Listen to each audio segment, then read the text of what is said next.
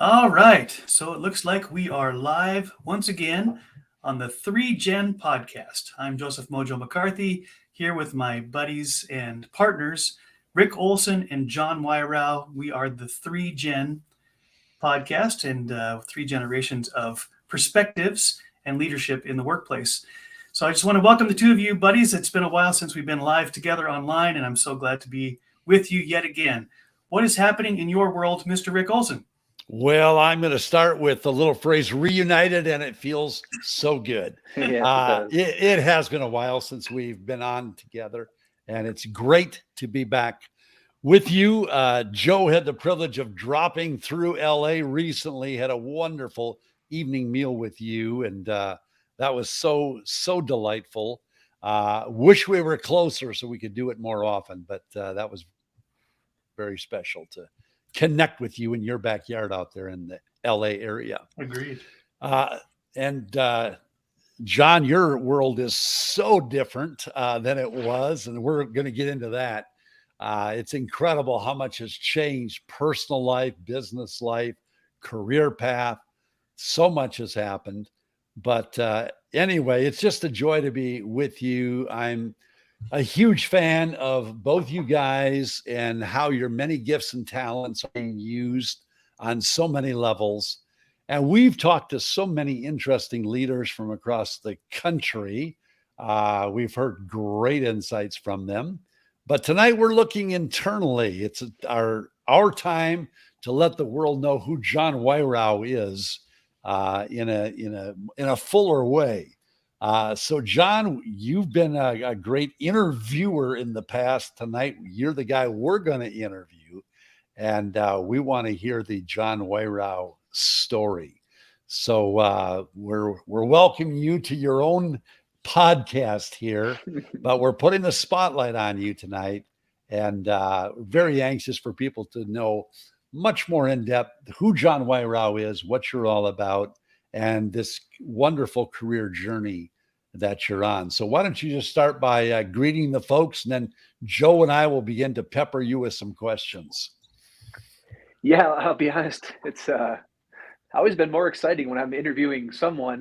The spotlight on me is a whole different story, but super happy to be back talking with you guys. It is just, we were on a hiatus there for a bit too long, but we all had our reasons on why we had to take a little pause there. So I'm just sitting here in lovely weather, Michigan, which has been nothing but sleet and snow and slush and thaw and freeze and thaw and freeze. And I was literally shoveling like 6 inches of water off of my driveway about 3 hours ago. So life is good. Well, spring is going to come, Jon. You will be back on the golf course. It's going to happen, but winters die hard in the Midwest. So anyway, so those of you who have been listening to us know that we represent three generations in the workplace. And whenever we meet together, we're always looking for those perspectives on what leaders would say to an older employee, what they would say to a person in the middle of their career, and what they might say to somebody beginning their journey and career. And Jon, we love the fact that you're kind of the young guy in our group, and you cover that perspective very well.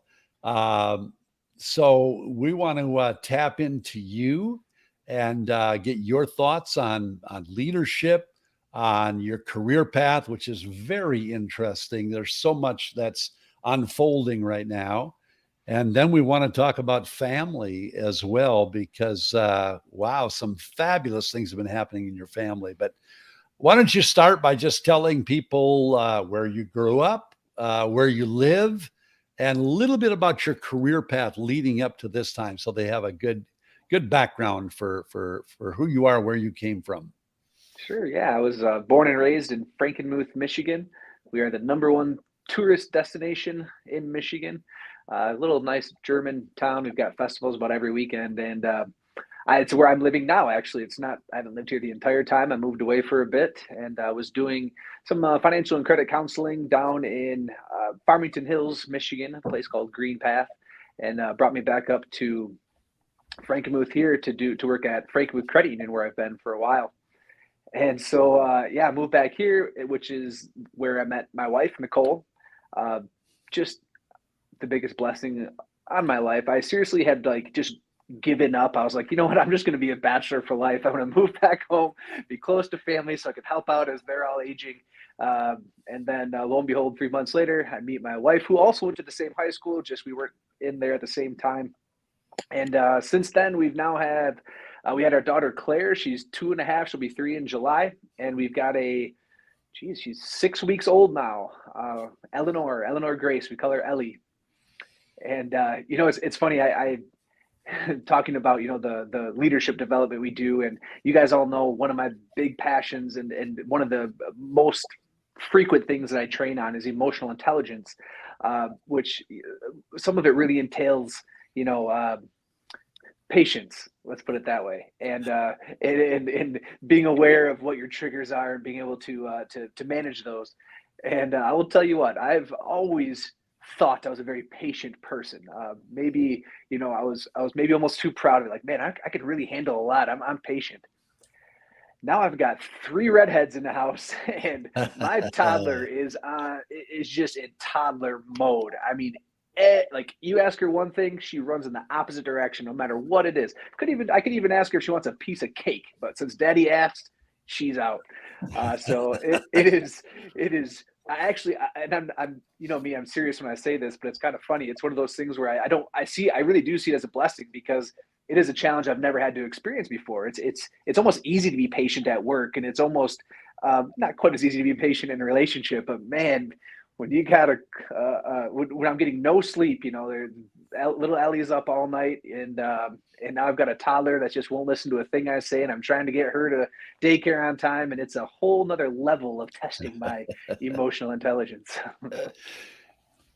Yes, sir. It's a real deal. And anyway, you are a great emotional intelligent guy, but this is going to add a new level of depth to your insight, understanding, teaching, training, and a whole lot of empathy as you go through that. One of the things that we find interesting, Jon, and you do have a wonderful family, but your wife was recently voted into the Saginaw Sports Hall of Fame. And I think about that. What's it like to be married to a gal who's like this world-class athlete?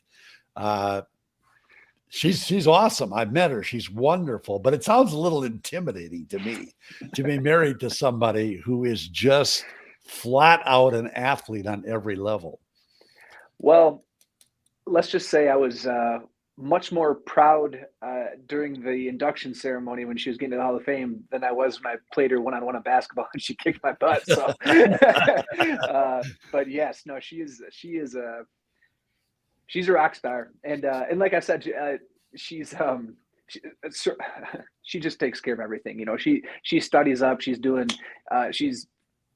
learning how to manage sleep cycles, so we're getting the most sleep out of our she's taken all that passion and everything from sports and just put it into being a mom, and it's just really awesome to watch unfold. And what's really cool is that like Nicole is just a well-known redhead. She's just got this beautiful auburn hair. No one even believes it's her natural hair. Everyone asks if it's she's dyed it or whatever. Like, no, it's all natural. Yeah. Claire's got the exact same color hair, and so it's like everywhere we go, it's like heads turn. Just like we stand out like a sore thumb, and little Ellie's got the same red fuzz going on. So Nicole was very well known throughout high school, and I think a mama with red hair with 2 little girls looking the same is going to turn some heads as well.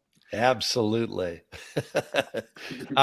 Joe, do you want to jump in, begin to ask our friends some questions here? Yeah, well, certainly. And I can relate to you on so many levels, Jon. We have much in common, as we've talked about over the years, but I too have 2 daughters, now a little bit older than yours. Mine are teens, which presents a whole new world of challenges and learning how to apply these lessons, right, that the 3 of us talk about a lot in leadership, to parenting, to fatherhood. And it certainly does require me to listen to my own rhetoric and see, do I really believe that? And if so, will I put it into practice? So my heart goes out to you, especially on the lack of sleep side. There was many years when I don't remember getting a good night's sleep. And to be able to function that way But I also like to say, and I'm sure you can pitch in on this as well, John, that the challenges that we didn't expect or that we didn't necessarily know exactly what it would require of us, when it does, that's that opportunity to either shy away, to begrudge it, or to jump in and say, what can I learn? How can I grow? And how can I apply everything that I've learned to this point and learn more? And so, what parallels do you see, John, between your professional expertise in emotional intelligence and leadership development and your fatherhood slash husbandry that you're doing now, and the crossover even in how you present emotional intelligence on a professional level?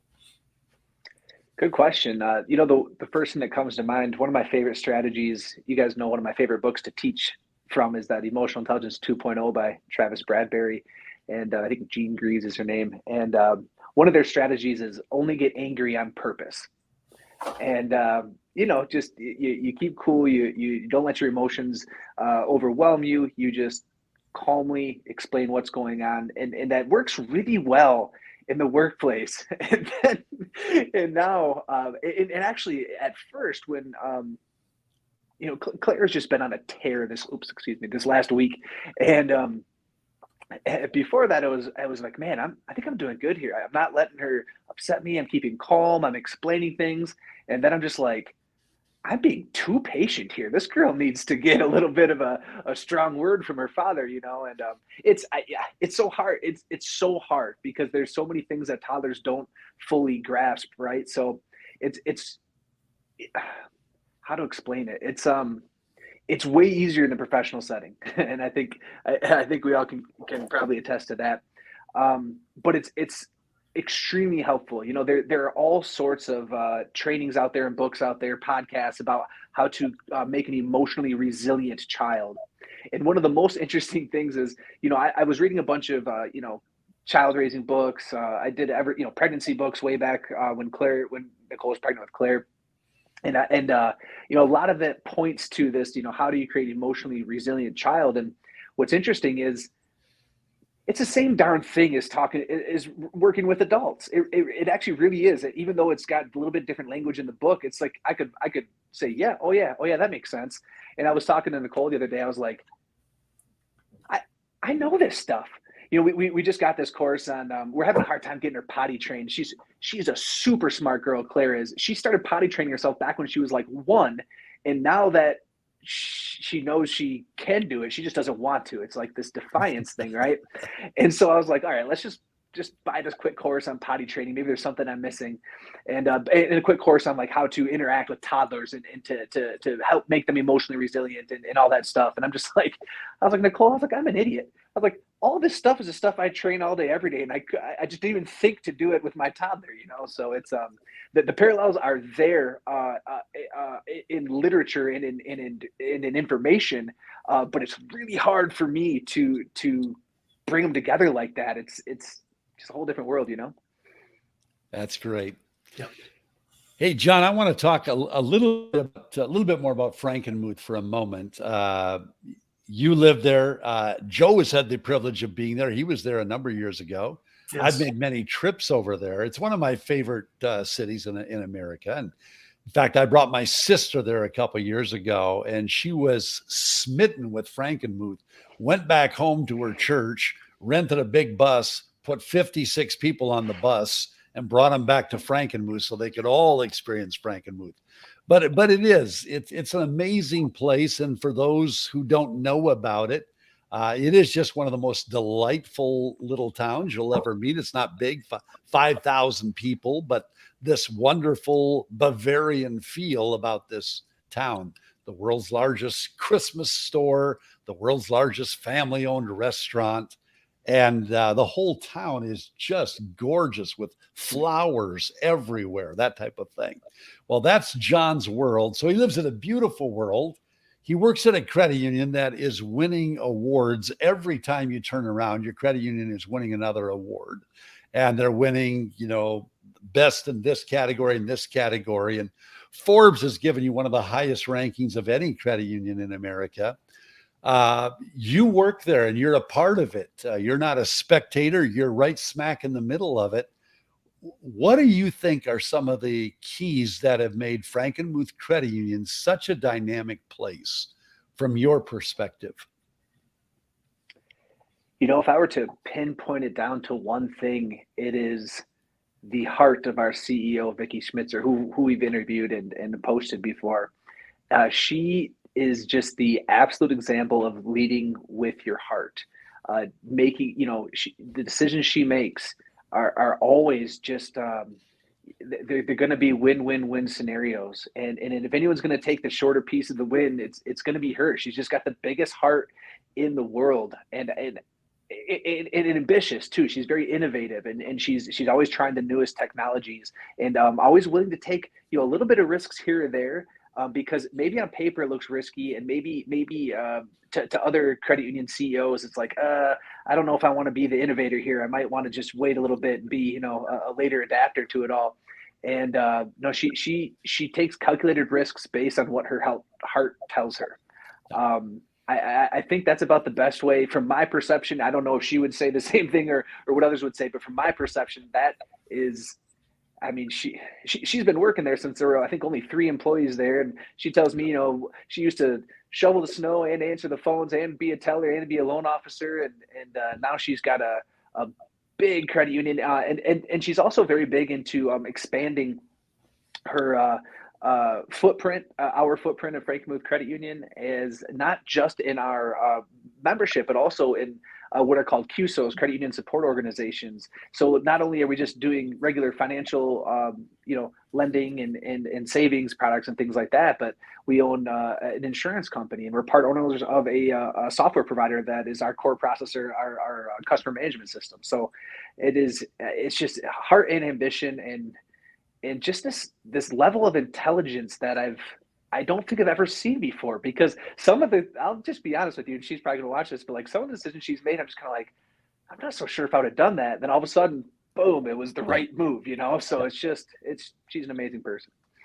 She really is. We loved our interview with her, and Joe got to know her well during that time. I've spent much time with her over the years. She really is a remarkable leader, but I think you hit up on a couple of real keys. The heart, amazing heart. And as John Maxwell says, you have to touch people's hearts before you get their head. You won't get their head until you get their heart.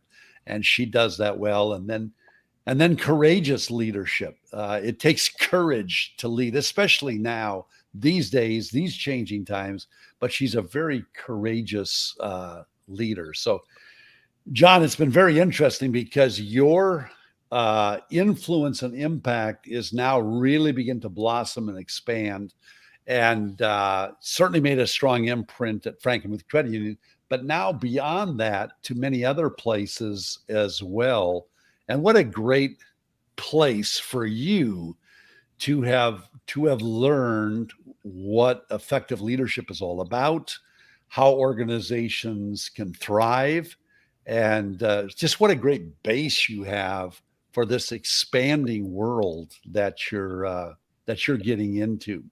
So I just couldn't be happier that you've been a part of that all through these years, and now from that platform, while you're still working with them, doors are opening up for you to influence and impact people and organizations well beyond Frankenmuth. So I'd like to maybe hear a little bit from you about that and what that feels like as these doors are open, as the kind of your territory is enlarging. What does that feel like on your end, John? I feel so blessed in the way things have unfolded, and I just mean that so seriously. The having even starting at Green Path, and then what had brought me back to Frankenmuth, and then Vicky hiring me in, and then the opportunities she gave me within Frankenmuth Credit Union. That's where I met my wife at Frankenmuth Credit Union, and that's what led me to meet Rick Olson, which then led me to meet Joe McCarthy, and in the doors, the relationships, I think is what has just been the most amazing thing that have kind of fallen into place, and how things I've learned, so many examples of past maybe managers, supervisors I've had where you have, good examples of how not to be. And then you've got other managers, supervisors who are great examples of how to be. And then I go through my master's program and then it just kind of like tied it all together. And then, connecting with my local pastor here and doing leadership programs at the church and just how it is. I am so humbled. It almost is just like, wow, I need to do something with this. That's really what my passion is. It's like, man, so many things have been laid in front of me, and these relationships have been presented to me, and it's just like, okay, something's speaking to me here where I need to take action on this, and I do need to continue down these paths because it's just so many incredible coincidences and so many incredible blessings and opportunities where it's like I'm like humbly saying like, okay, well, apparently I am the guy for this job, right? So let's rock and roll and let's do it. And and it's just doors are opening. I've got so many different programs I'm creating and that I have created, and different organizations wanting me to come in and help them out, and it's just been unreal, honestly.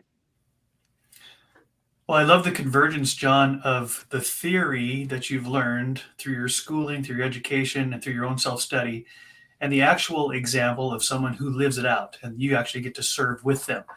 Not everybody has that blessing, but you do. And so, with that combination, what would you say to other millennials who are suspicious of things like emotional intelligence or leading with your heart, the things that we talk about a lot that maybe they haven't experienced firsthand? They've only heard it as a theory. And how has that impacted you both as an employee and also as a budding, emerging leader yourself? So I think all generations, in fact, I think the older generations are probably a little bit more skeptical of what my friend Mark Sauter would call, the kumbaya of all this emotional intelligence and all this, lead with your heart and Stephen Covey's, speed of trust and all these different things. And it seems like there are more millennials that really latch on to that, and like we're searching for this purpose. But there are certainly, I think, one of the biggest things that we're seeing in our country right now, you hear the terms the great resignation, or much worse and much more right now is this quiet quitting. I was actually just putting something together. I was on the Gallup website yesterday, and it says the most recent studies show that 50%, the studies show 50% of employees are currently disengaged, and probably more than that. And then also that 1 out of 3 managers are engaged in their work. 1 out of 3, not even half of the managers out there engaged in their work. And those are the people that inspire the people that they're leading, right? And so I think the message to the millennials and the younger generations, a lot of us are searching for meaning. Okay, and that's something, millennials, we've been notorious for lots of things. And one thing is definitely, though, like we want this purpose, we want this meaningful job, we want our dream job, and we just want it now. And I honestly think that's kind of inspiring, but gosh, is that not easy to find sometimes, right? And so from my observation, all of this craziness of, from a pandemic to social unrest and political unrest, and we're quite divided as a country, the most we've ever been in my lifetime, anyways. And I think a lot of us millennials, young millennials, Gen Zs, we're trying to find some purpose in that, right? Like we think we have the answers, and so we maybe stand on our social media soapbox, or we get in these like maybe debates. And I think we're all looking for some sort of meaning, and this isn't new stuff. I mean, it's not just millennials, everyone is this way. You look at Maslow's needs hierarchy, right? And the self-actualization being one of the top tiers we're looking for after physical safety and health, and then you get emotional safety, and then really truly becoming your true self and finding your purpose. And every human being deep down actually needs that. I think we've got in this weird spot where a lot of people are trying to search for it, and they're just not quite sure where to search, right? Is it within religion? Is it within spirituality? Is it within, some sort of tribal mentality in the political world or in the social world? And the main thing that I've been trying to get across to everybody is we spend the majority of our time at work. They always say 40 hours a week, 40 years of your life. Most of us are much more than that. And if that's where we're spending the majority of our time, well, that's where we should be looking for our purpose. And I think that's a hard concept if you think about it as, how am I going to find my purpose? If I'm fresh out of college working at, Subway, or maybe I started this, I just wanted to get a job. It wasn't really my career path, but now I've worked here for the last 12 years. And how am I supposed to find purpose in that? And the thing that I really, really am trying to strive for and get people to understand is you can find purpose at any job in any situation if you can find purpose in the relationships you're building, and understanding that like we all have this power of creation. We can create. The words coming out of my mouth, I love saying this all the time. I've never said these things exactly like this in exactly this setting before. It's all this form of creation. And what are we going to do with that? Are we going to make positive impacts on other people's lives? Are we going to make negative impacts on other people's lives? And this could be long-term relationships. It could be just interactions. But it all goes back to just understanding that we have this drive for purpose. We have this. We all have these. Talking about Mark Sauter, he wrote this book called "Finding Meaning in a Teeter-Totter World," and the teeter-totter he's talking about are the intrinsic and extrinsic motivators that we might have. Extrinsic being your salary, your bonuses you might get, different perks of the job, and then intrinsic being like having value, having purpose, developing relationships, things like that. We all deep down have these needs, and we can find them at the workplace. And the millennials, the people my age, we're now becoming the upper management. We're moving into CEO positions. We really need to grasp that. And I truly believe, by doing that, we can help the individuals that we're leading. And by doing that, you're going to help the organizations that you're serving. So as individuals get better, organizations get better. And as organizations get better, also so do the individuals.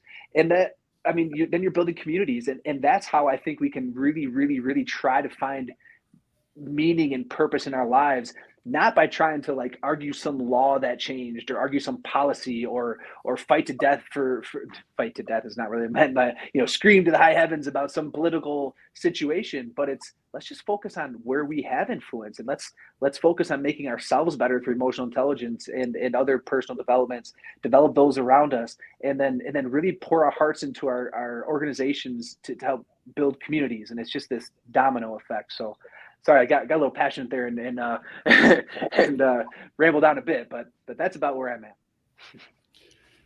So, Jon, you do have a wonderful gift of communication and teaching, and you have been used in very significant ways, and yet new doors are opening for you. But I think it'd be very interesting for folks to hear about just the kind of leadership training you've done within your own organization. You put together a very creative program there at Frankenmuth Credit Union, and the results have been outstanding. I'd like you to talk about that, and then I want to springboard to other things that are opening up that you're beginning to get involved in and explore those as well. So could you start by telling us the Frankenmuth story? What have you been doing within your own credit union? Yeah, so the CEO asked me if I would create a leadership program because she wants everyone to get the development. And I went through Dale Carnegie, which was an excellent course, and it is a really good course, but it's also super expensive, and it's like 12 weeks long and 4 hours a week, something like that. She's like, I want a high impact but low time consuming course. And of course, I was like, well, we're going to do a course on emotional intelligence. And I actually call it Leading Without a Title, just with kind of piggybacking on what I was talking about before. I always say we're all leaders of our own lives, whether we like it or not. We make decisions in how we carry out our lives. So it doesn't matter if we have a title. It doesn't matter at work. If you're at a peer level on the org chart with other people, you can still be a leader without that title. So it really is just a course that I created through a learning management software that it follows the journey through emotional intelligence, starting with self-awareness, moving on to self-management, then to social awareness, and then to relationship management. We touch on purpose a lot.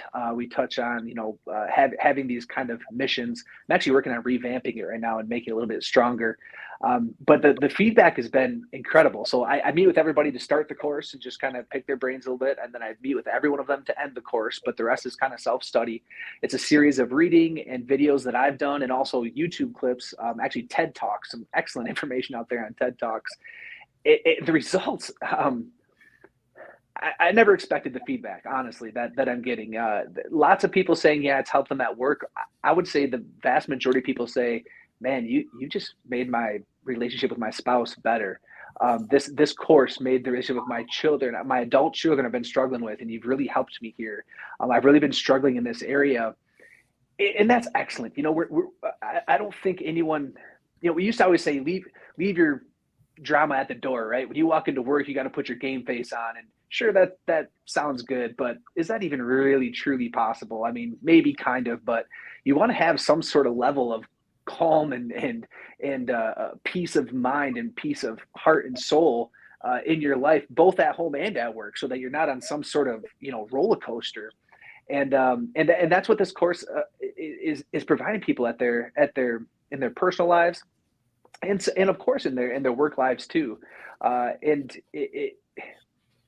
Yeah, I did one leading without a title. I did one a little bit more for supervisors. And actually what I decided to do, and this is something that I've got all the content created. I just got to get it into software. I'm actually launching an e-course on emotional intelligence specifically for credit unions. I eventually intend on bringing it to the entire business world, but the credit union movement, I'm so passionate about. It's such an excellent, I mean, the heart and soul of the movement is so great. Like, invest locally, keep your money local, build your communities. It's everything that I'm about.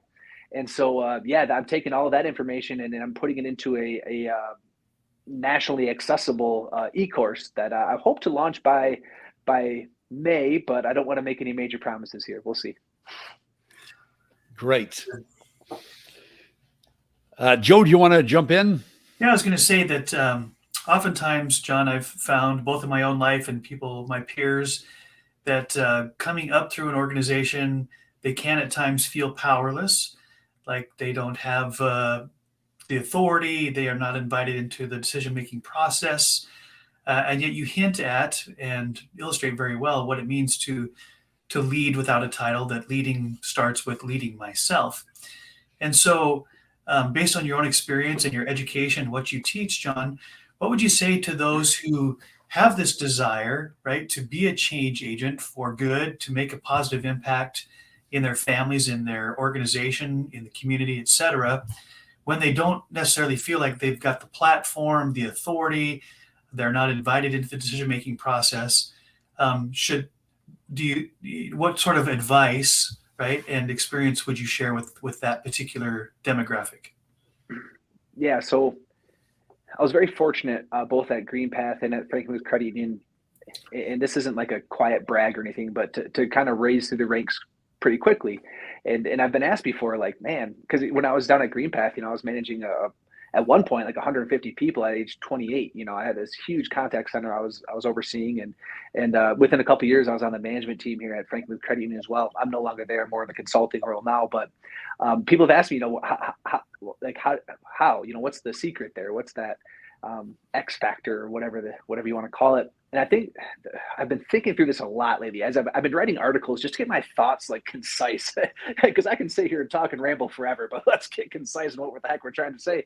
And where I'm at with that thought process right now is to be completely selfless, which is interesting because selfless is an awesome leadership acronym in the book Conscious Capitalism, and this movement of conscious capitalism that I'm involved in here locally in the Great Lakes Bay region. But that acronym aside, what I mean by being selfless is if you want to have a voice, you have to think organizationally speaking. I'm talking like systems intelligence is one way to put it. I've heard it called organizational emotional intelligence as well too.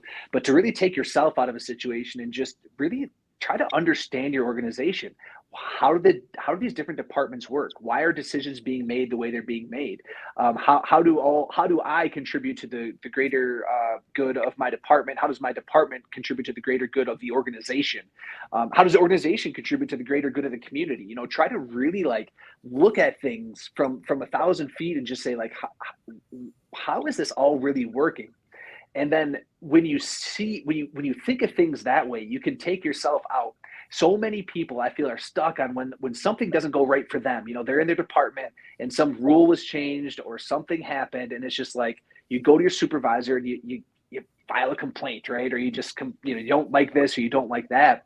And my advice is try to put together an actual proposal not thinking about what's the benefit for you, but what's the benefit for your team, what's the benefit for the organization when stuff like this come about. And so you might not have a voice right with the CEO, you might not be in the management team, you might have all these great ideas, but you can't just spout them out when you're upset, or you can't just spout them out every time you have this grand idea. You sit down and you write it out, and you write out every stakeholder that it might impact, from coworkers to customers to clients to members to supervisors to CEO to organization as a whole, and really think through what these ideas are. And from my experience, you find out about 9 out of every 10 ideas wasn't really worth bringing your supervisor in the first place. You find out about 9 out of every 10 complaints you had was really just kind of like a personal problem I either had to deal with, or I was upset because it impacted me negatively. But at the end of the day, I see it was the best thing for the organization. So I think the best thing to be heard and to see success is to remove yourself from the scenario completely and just kind of dedicate yourself to the greater good of the team, the department, the organization, the society, et cetera.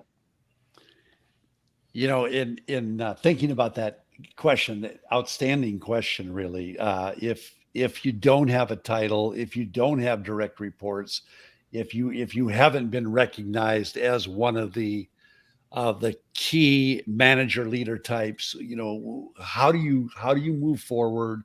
And I look a lot to Mother Teresa.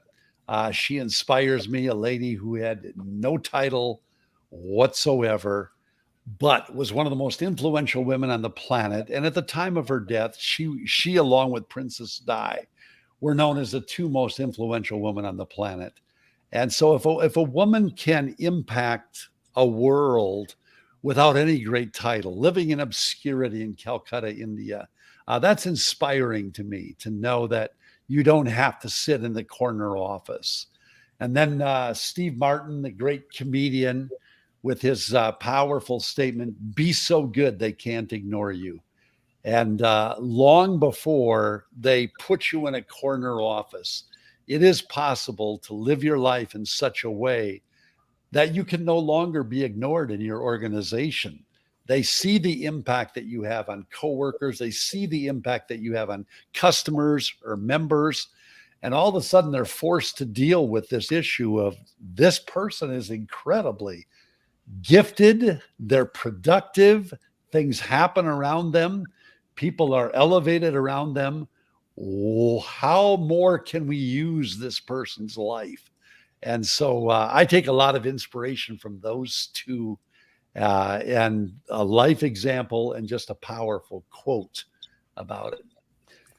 Jon, I wanted to explore something else. You have a high level of expertise in call centers. You have a very effective call center there. It's a real heartbeat for your credit union. And it's interesting. You're gaining a lot of recognition for your abilities and insights in that area. Leading Credit Union has asked you to come in and work with them to really take their call center to the highest level. You've done speaking at conferences on call centers. You're about to do a kind of a national webinar on call centers. And so could you talk a little bit about that, and what's behind an effective call center? And you don't have to go too deep into the weeds, but just some of the dynamics that make for a great call center. And I think it's wonderful that thing that you're very good at, doors are opening now for you to share that insight with others as well. Yeah, thanks for teeing that up. And first of all, speaking of Mother Teresa, Joe has met Mother Teresa, by the way. Yes, he has. It's a super cool thing. Not many people can say that. So shout out to Joe on that. But no, yeah, I'm really excited for this webinar that we're launching here in early May. And there's, what's the quote you use, Rick? That technology is a it's an accelerant. It's an accelerant. It's not the end all. It's not the total package, but it will help you get there faster. So if you're counting on it to be everything, you'll probably be disappointed. But if you have a really sound organization and then you effectively use technology, it's an accelerant to help you get there quicker. And there's my passion right there, is because all the contact center conferences I've ever been to are super heavy on technology and, use of data. And I'm very passionate about that stuff too, man. I dig deep into our phone system. I make sure we get everything we can get out of it. That's one thing I'm going to be offering to the different clients that I have. But also, the proper use of data, the just intelligent, I guess, routing and use of the different functionality that the systems offer. But that is not everything. And in fact, it's less than half, in my opinion. It's the leadership that needs to be developed, not just of the supervisor of the contact center, but also the individuals. You are leaders. You are leaders of the people that are calling in, especially in the financial industry, right? Like you're more or less kind of the company that's controlling their money. And we all know, unfortunately, money kind of controls our lives. So it is such an important leadership position. And I'm telling you, okay, the financial industry is one of the most stressful industries to be involved in. The contact centers is one of the most stressful environments to be in. And I'm not just saying that from experience, although I've experienced it. There's studies that show that as well. And so it is very important in those sectors and call centers across the board, because they get the brunt of the complaints. It turns out a lot of people don't have tons of guts to walk in and really yell and scream at someone face to face. But man, will they let you have it over the phone? I'll tell you what. And we need to be, and again, this goes back to this emotional intelligence, or one of the things you guys heard me explain a million times, the concept of mind like water. Just finding this calm, cool piece about understanding why you do what you do, so that when you get one of the practices I did with you, Rick, out at the credit union in West Virginia with Michael Tucker, I had everyone just shout out every emotion they could think of. I've done this a few different times, and I'm writing all these different emotions, and that's what these call center people have to deal with. You could get one of the best calls you've ever had, and it's like, oh man, it's going to be a good day, and all of a sudden you just get bam, bam, bam, 3 calls in a row, and all of a sudden it's just like, how do you recover from that? I mean, people are cussing at you, and they're telling you that you did this and you did that, and you need to develop this emotional resilience to so that as soon as that call's over, all of a sudden, thank you for calling. My name's John. How can I help you? The very next call. It is not easy to do. So that's one of my passions behind getting into contact center consulting and doing this webinar. I want to focus heavily on practices on how to understand that, and I also am trying to raise awareness, because it seems there in the credit union industry and in some others, but my experience in contact centers is mostly in the credit union, the nonprofit financial sector, and it almost seems like they're forgotten. We've been so in love with our branches and in-person service for so long. It's almost like, okay, well, yeah, we've got a call center too.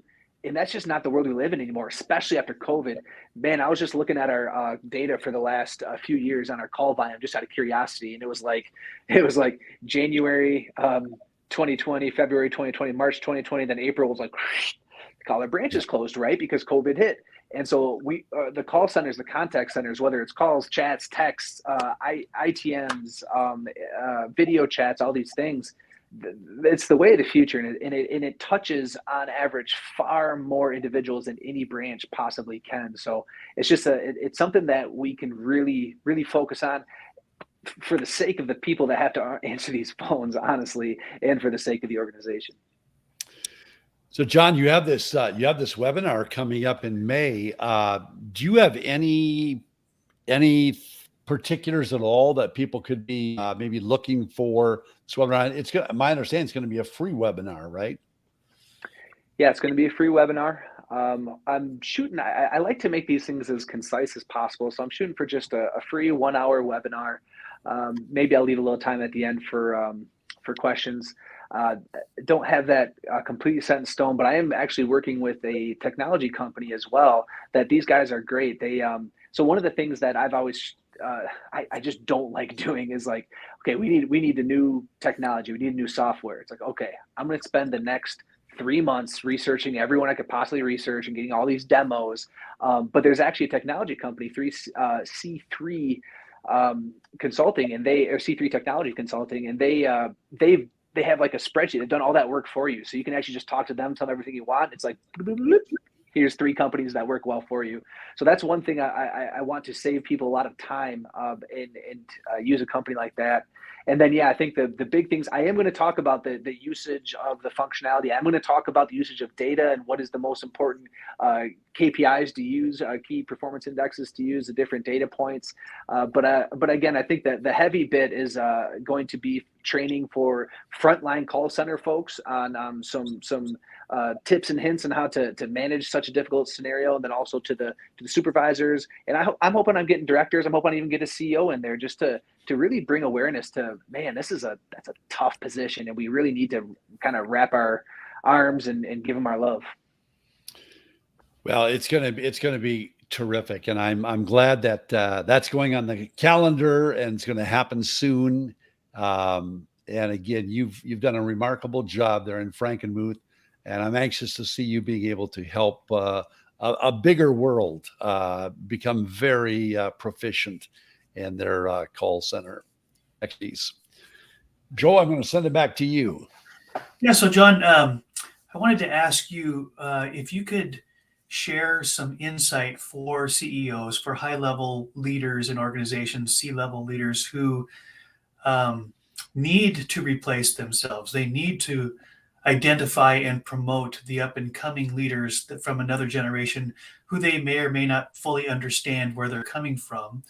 What sort of insights would you share with those type of leaders about the next generation, what they bring, and how to communicate with them in just strategies and tactics for that succession planning that is required of the generation that is nearing the end of their career?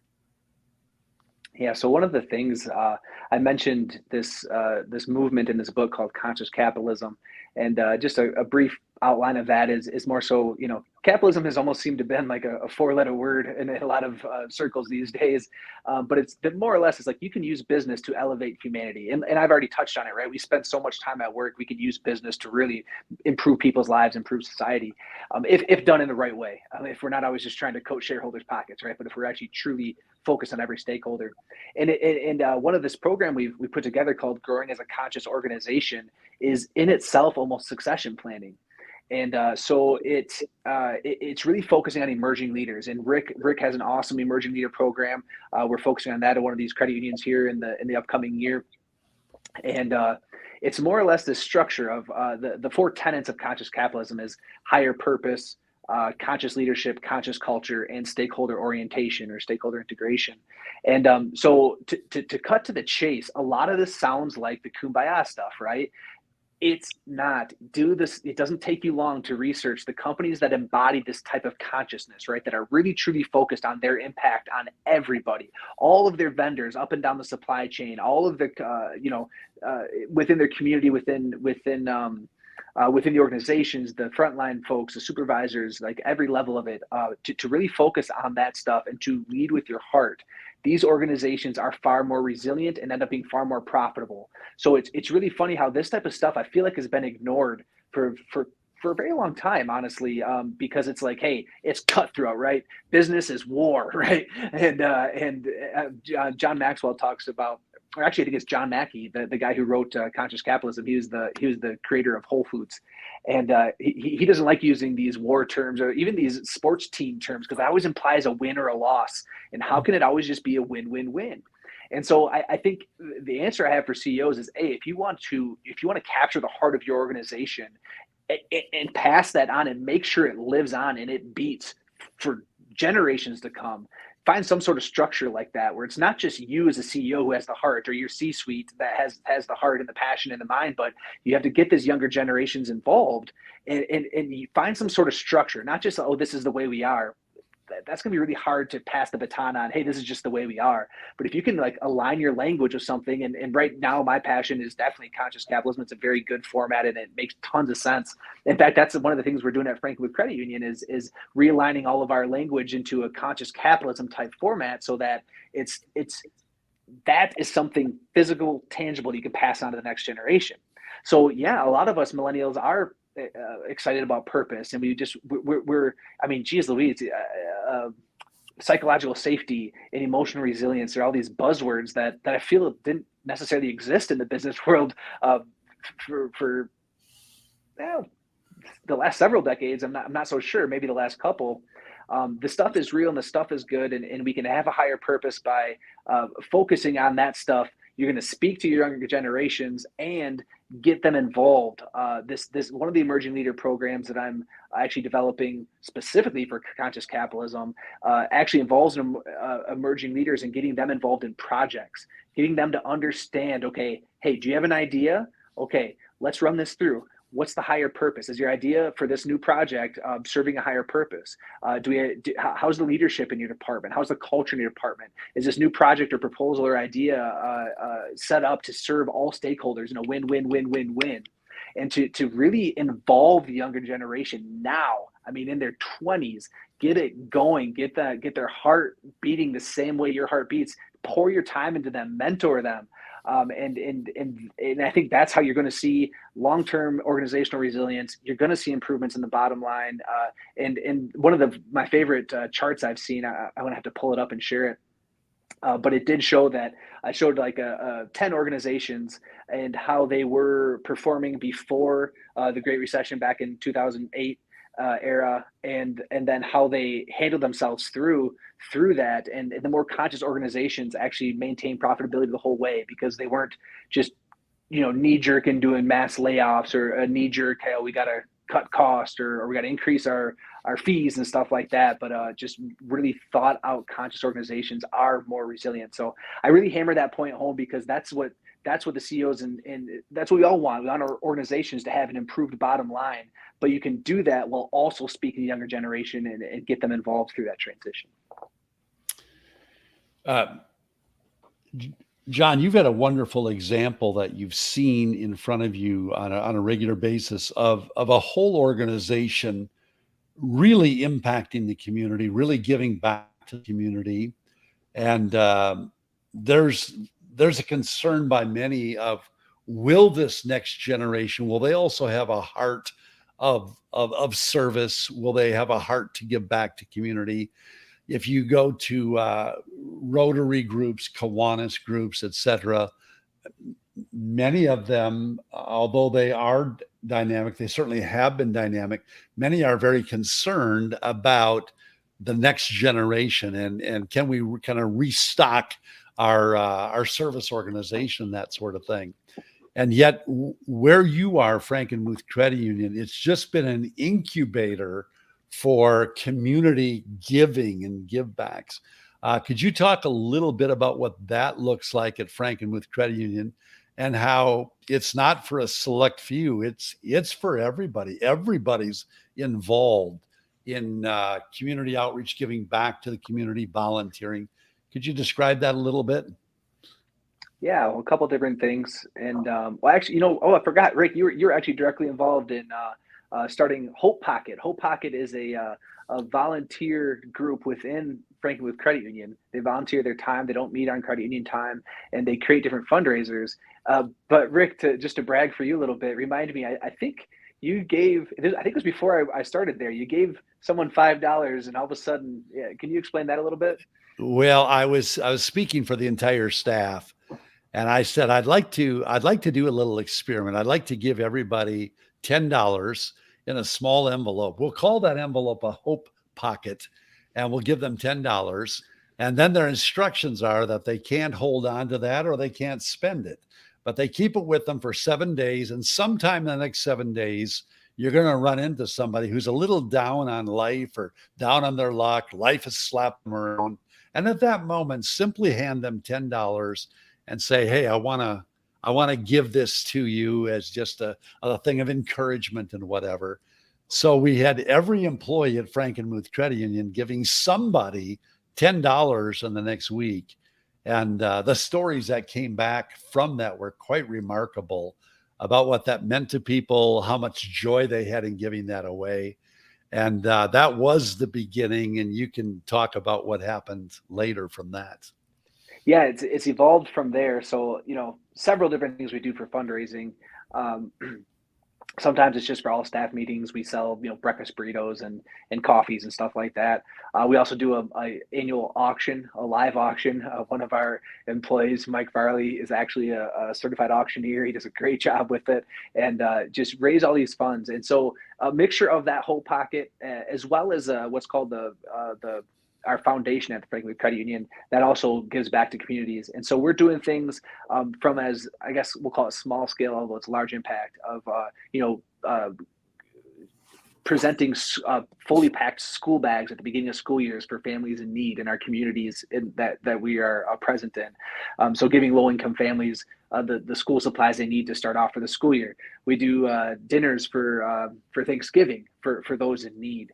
But then all the way up to things like helping, being a major contributor in funding like a new gym floor for a school that didn't have the funding to get a new floor for their basketball court, or a scoreboard, right? And it just embodies this whole, everything I've been talking about. Really, that's just why I love the credit union movement. It's why I love Franklin Credit Union, because it's like, let's give back to these individuals that need our help. Let's give back to these communities that could use it, and let's strengthen our communities through the organizational influence that we have. It's just super cool. But yeah, I almost forgot that you started that whole thing, Rick, because Whole Pocket is so huge now, and it definitely started from you in that $10.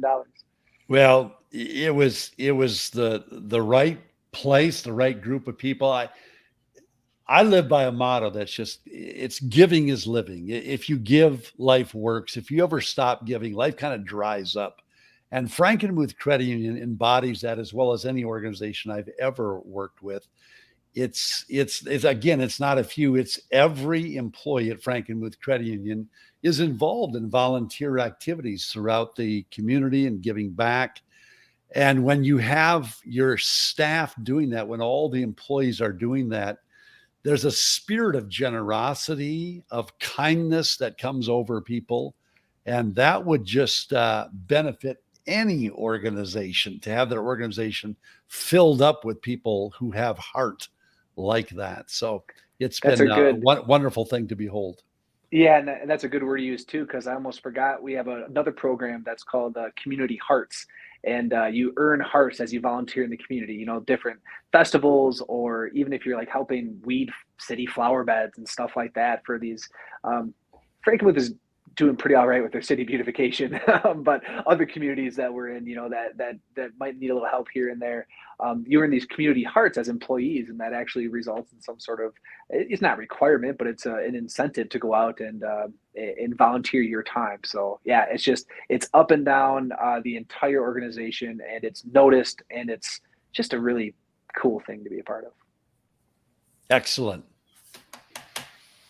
Well, Jon, we're down to just a few minutes left, but one of the questions I wanted to ask you was about work-life balance, or work-life integration, I've heard it called lately. So you're a father with a wife, 2 kids, I think a dog as well. You've got a job, and you're doing things outside the job. That's a lot of commitments. And I think there's some feeling like if I'm not completely blissed out at work, then I need to become an entrepreneur, or lots of different things you hear in the world.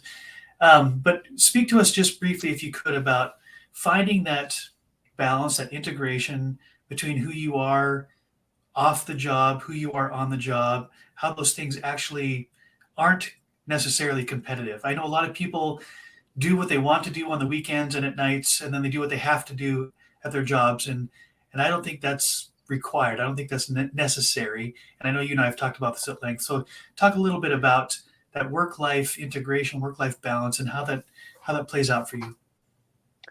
Well, to start off, I'm just going to say I'm a work in progress, right?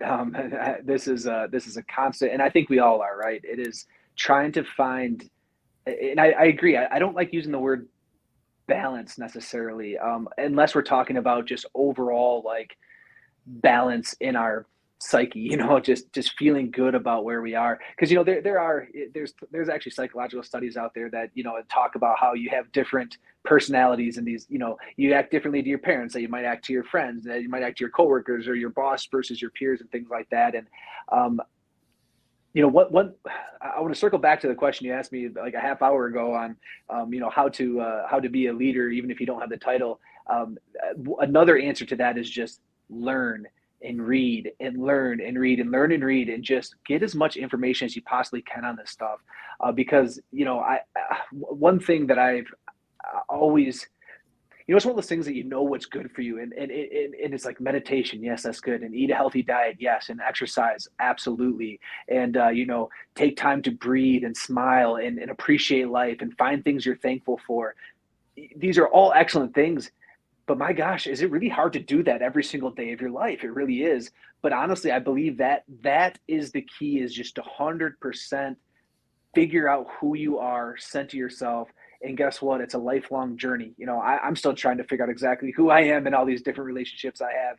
And it's a lifelong journey of learning and introspect and figuring out who you are and who you want to be, and understanding the difference between who you are and who you want to be, and constantly working towards that. Right. And it's never, Rick talks in some of his training too, once you get that supervisor position, all of a sudden you've made it. And now I just don't have to worry about learning anymore because I've made it to my desired position. That's just not how it works. Leadership is a constant journey. Self-improvement is a lifelong journey. And I think the more you find that center within yourself, you can, and you really establish your personal mission in life and establish almost your guardrails of that, like, what you're willing to, what pieces are you willing to compromise? What pieces are you not willing to compromise? And in applying that in every one of your relationships, in every one of your kind of, roles that you play, right? So now, don't get me wrong, that you might have a lot more fun with your family on the weekends than some days at work, but it's finding that peace, I guess, is the best way I could put it. Finding peace at work, finding peace in all your relationships. If there is a certain area in your life that is not at peace, if there's a certain relationship in your life that's not at peace, be it with your supervisor or with a coworker, with a peer, with whoever, to really don't shy away from that, but dive headfirst into that uncomfortable situation and try to find peace in everything. And then that way, it's almost like it's not a balance, but it's a flow, right? And trust me, I'm still trying to figure it out. The life I've lived and the many friends I have, and then the friends from my past and my kind of craziness and some bad habits from the past. But now I'm really trying to do all these things to be the best version of myself now. And there are these constant tugs from every area of our lives. And I think that from my experience so far, it's just 100% focusing on myself and really trying to establish who I want to be and working hardcore to be that person as often as I possibly can. But forgiving ourselves when we're not perfect, right? To give ourselves some grace, do our very best, but don't beat yourself up when you're not perfect, because none of us are. Very good. Yeah, as I like to say, if we allow gratitude and grace to lead our lives, surely goodness and mercy will follow. That's right. All right.